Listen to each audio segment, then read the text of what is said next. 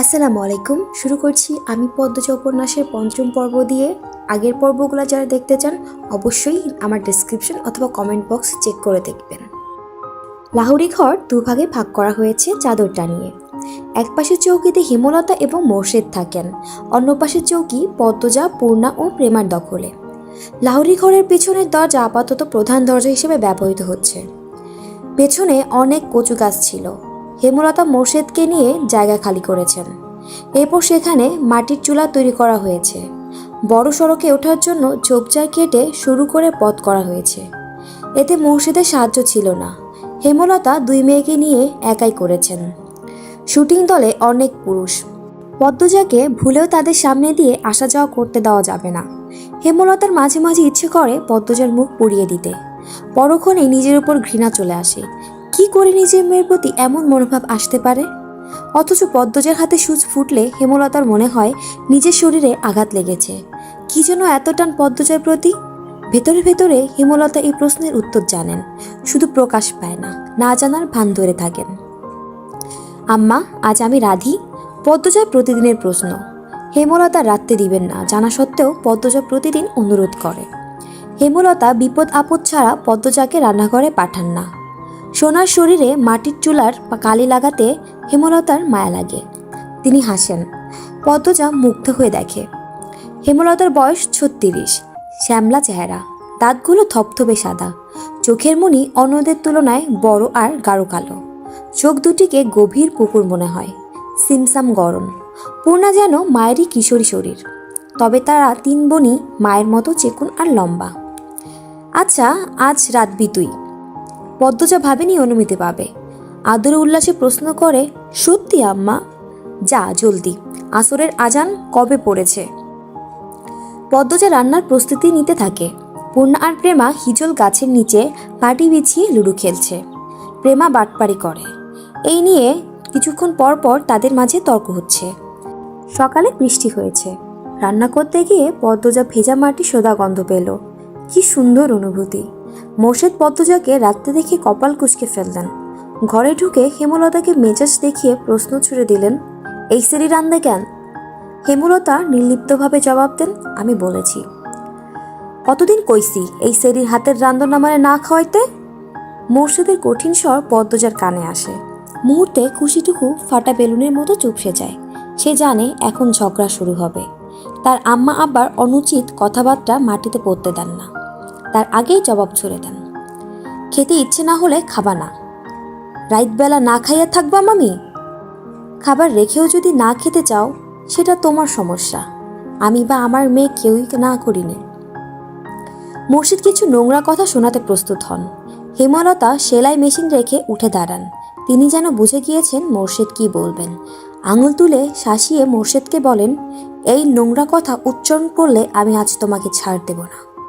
পদ্ম তোমার মেয়ে, আল্লাহ সইবে না। নিজের মেয়ে সম্পর্কে এত নোংরা কথা কোনো বাবা বলে না। মোর্শেদ নোংরা কথাগুলো হজম করে নিলেন, তবে কিরমির করে বললেন, পদ্ম আমার ছেড়ি না। পদ্ম তোমার মেয়ে। আর একটা কথাও না। বাড়িতে অনেক মানুষ, নিজের বিকৃত রূপ লুকিয়ে রাখো। মোর্শেদ দমে যান। চৌকিতে বসে বড় করে নিঃশ্বাস ছাড়েন। চোখের দৃষ্টি অস্থির। পদ্মজার জন্মের পর থেকেই হেমলতার রূপ পাল্টে গেছে। কিছুতে এই নারীর সাথে পারা যায় না। অথচ একসময় কত মেরেছেন হেমলতাকে। হেমলতার পিঠে, উরুতে, ঘাড়ে এখনো মারের দাগ আছে। সময় কোন জাদু বলে হেমলতাকে পাল্টে দিল, জানা নেই মোর্শেদের। রাতে একটা শ্যুট করে সবাই বিশ্রাম নিচ্ছিল। চিত্রা তখন কথায় কথায় জানালো, লাহোরি ঘরে গিয়েছিলাম। মগা যে মেয়েটার কথা বলেছিল তাকে দেখতে। চিত্রার কথায় লিখন আগ্রহ পেল না। চিত্রা কখনো কোনো মেয়ের প্রশংসা করে না। খুঁত খুঁজে বের করতে ভালো জানে। নিজেকে খুঁতহীন সেরা সুন্দরী মনে করে। মেয়েটার নাম পদ্মজা। মগা পুরো নাম জানি কি? চিত্রা মগার সাথে কথা বললে মগা খুব লজ্জা পায়, এখনো পেল। লাজুক ভঙ্গিতে জবাব দিল, উম্মে পদ্মজা। ও হ্যাঁ, উম্মে পদ্মজা। চিত্রা পাশ থেকে সেলিনা পারভিন প্রশ্ন করলেন, কি নিয়ে আলাপ হচ্ছে? সেলিনা পারভিন চলমান চলচ্চিত্রের চিত্রার মায়ের অভিনয় করছেন। চিত্রা বলল, এই বাড়ির মালিক যিনি ওনার বড় মেয়ের কথা বলছি। এমন সুন্দর মুখ আমি দুটি দেখিনি। মেয়েটার মুখ দেখলেই বুকের ভিতরে নিকষিত বিশুদ্ধ ভালো লাগার জন্ম হবে। এত শ্রী ভগবান দিয়েছেন মেয়েটাকে। লিখন সহ উপস্থিত সবাই অবাক হলো। চিত্রার মুখে কোনো মেয়ের প্রশংসা, অবিশ্বাস্য। সবাইকে অবাক হয়ে তাকাতে দেখে চিত্রা বিব্রত বোধ করলো। গলার জোর বাড়িয়ে বলল, সত্যি বলছি, সন্ন্যাসী ছাড়া কোনো পুরুষ এই মেয়েকে উপেক্ষা করতে পারবে না।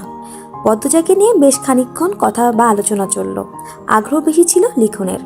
যখন শুনল পদ্মজার 16 বছর, সে দমে গেল। ছোট মেয়ে, এই তো এমন বয়সী বেশিরভাগ মেয়েরা স্বামীর ঘর করে থাকে, তবুও লিখনের পদ্মজাকে খুব ছোট মনে হচ্ছে। তার একটা বোন আছে 16 বছরের, এখনো 2 বেনি করে স্কুলে যায়, কত ছোট দেখতে। লিখন আনমনে হেসে উঠল। হিজল গাছের নিচে দাঁড়িয়ে আছে পদ্মজা। রাতে জোনাকি পোকা চারদিকে। পদ্মজা প্রায় রাতে মুগ্ধ হয়ে জোনাকি পোকাদের দেখে। মনে হয় দল বেঁধে হারিকেন নিয়ে নাচছে তারা। তবে এই মুহূর্ত, রাতের এই সৌন্দর্য পদ্মজার মনে ঢুকতে পারছে না। পদ্মজা ঠোঁট কামড়ে কাঁদছে, চোখ দুটো জ্বলছে খুব। মোর্শেদ রান্না খারাপ হওয়ার অজুহাতে থালা ভর্তি ভাত তরকারি ছুঁড়ে ফেলেছে পদ্মজার মুখে। চোখে ঝুল পড়েছে। তা নিয়ে হেমলতার সে কি রাগ। মোর্শেদ অবশ্য চুপ ছিলেন। তিনি তো রাগ মিটিয়ে ফেলেছেন, আর তর্ক করে কি হবে।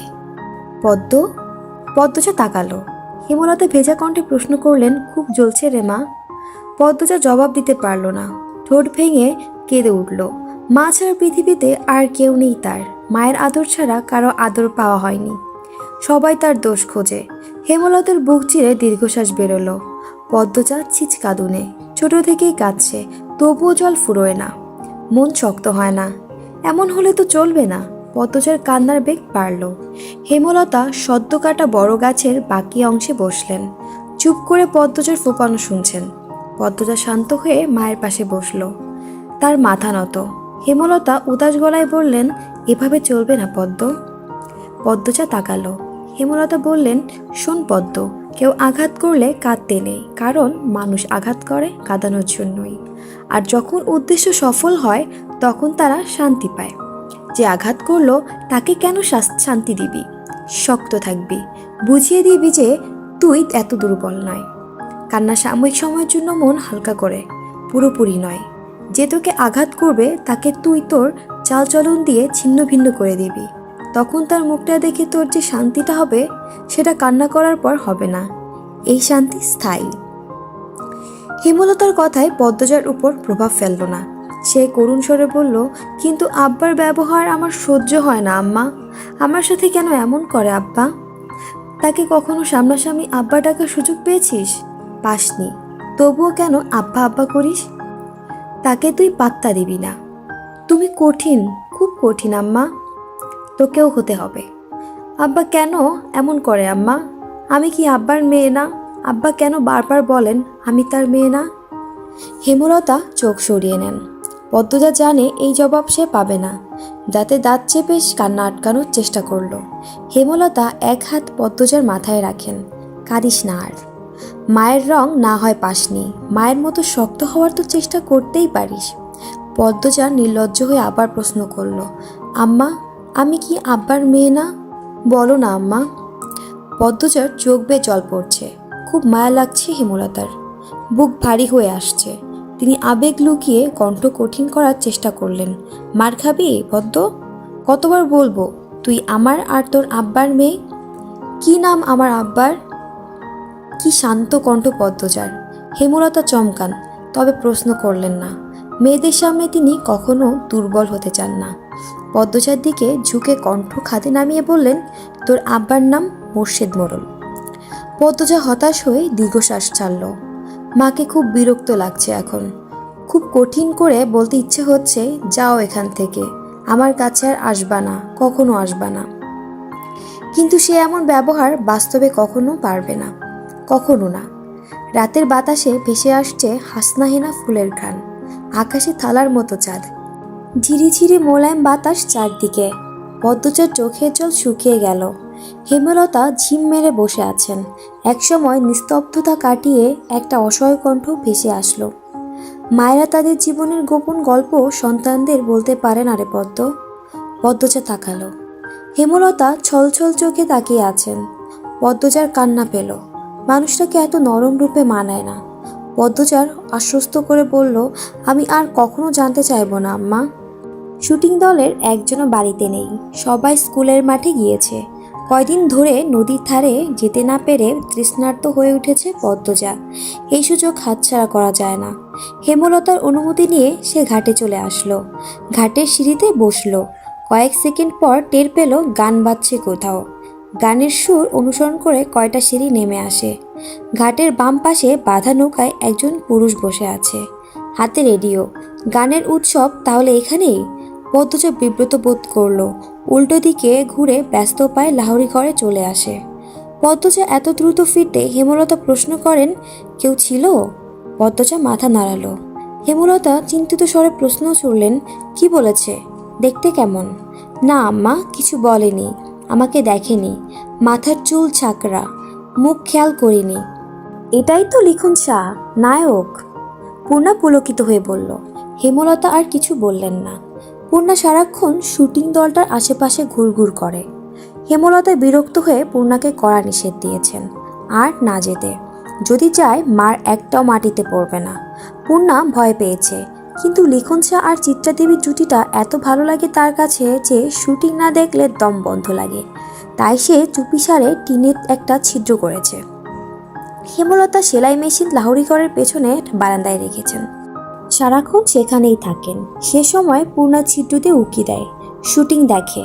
পূর্ণাকে সবসময় দেখতে দেখে পদ্মজার আগ্রহ জাগলো। সে উকি দিল। ঝাঁকড়া চুলের মানুষটা একজন অতি সুন্দরী মেয়েকে কোলে তুলে নিয়েছে। দৃষ্টি মোহময়।